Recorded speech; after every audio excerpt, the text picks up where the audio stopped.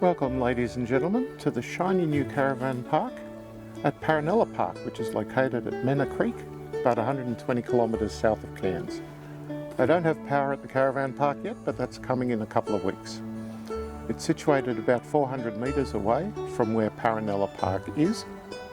This is Mena Creek, and Paronella Park would not exist without Mena Creek. This is the story of a crazy Spaniard, Jose Paronella, who came out to Australia in 1913 as a 26-year-old, cut cane, saved his money, became obviously a wealthy man, and in 1929 bought 13 acres of land here for £120. His great romantic idea was to build a Spanish castle here in the tropics. There's a suspension bridge you can see down there that takes you across to the park on your left. The falls that you can see coming into view now are the source of the power. Jose had the first hydroelectric scheme in Queensland, built in the 1930s. Everyone thought he was mad, but he built it anyway and it worked. It's been updated and now provides all of the power, I think most of the power, for the entire town of Mena Creek. An extraordinary thing, but just part of the story. Jose wanted to do that, so he made it happen. That's the kind of guy that he was. Jose opened up the place to the public in 1935. All of the structures that you see there that are left were built from sand, concrete. The sand came from Mena Creek. The first thing that they built was a grand staircase, 47 steps. You can see they've put on the steps where the flood marks are for the different floods. 1948 was the worst. And if you can believe it, when we get to the staircase there, about 3/4 of the way to the top is where the 1948 flood came to. Despite all of these setbacks, and there were a lot, he and his mates just kept rebuilding because this was his dream and he was going to make it happen.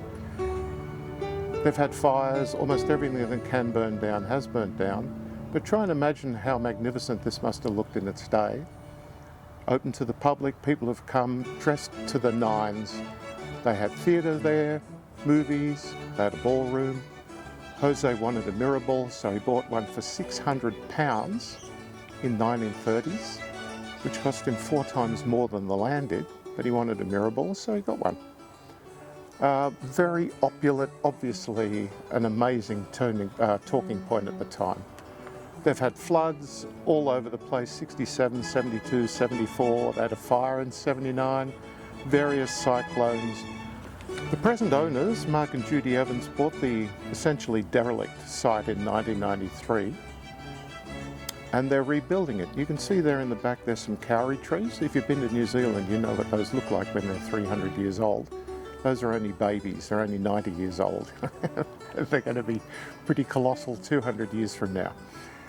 What Mark and Judy are trying to do is to preserve and not necessarily to rebuild. They don't want to restore it to what it was, but try and preserve what is there, which I think is very sensible. They have some bamboo groves there as well.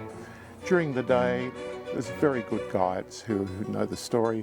When Sue and I went at night, and you'll see that coming up soon, Mark himself was there, an extremely enthusiastic owner.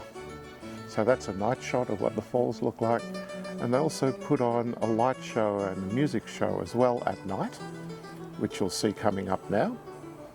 A wonderfully, I think, appropriate conclusion for what is a mad and magnificent project.